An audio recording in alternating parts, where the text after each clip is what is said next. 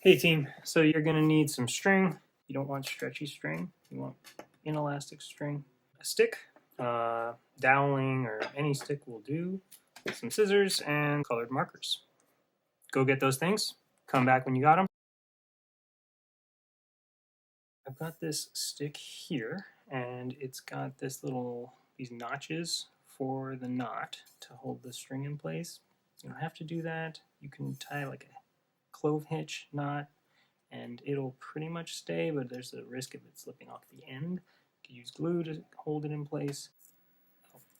You roll it away from yourself. You roll it away from yourself. You put the second over the first, and you tighten. All right. So once you get that down, you cut off some of that slack. Then you take one length of the stick, want it to be tight, taut. From here, we can now measure out. So we can measure out halves, thirds, quarters.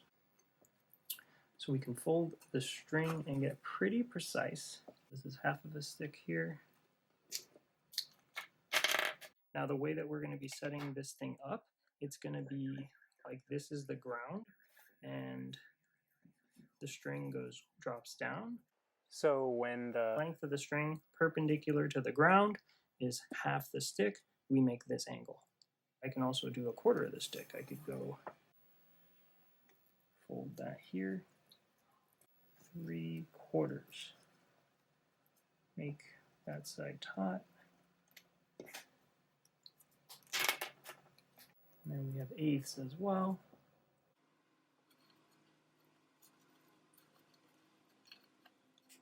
And I feel like there's an easier way of doing this. Like if I go here, and then it's half the distance between them. So I just fold right here. Similarly, I can get the halves of each length. If I capture it, and then I just go half. That's probably more accurate because you have less bunches of string. And so for 7/8, I go 3/4 of the stick, take that last quarter, fold it in half, and I get that last 1/8.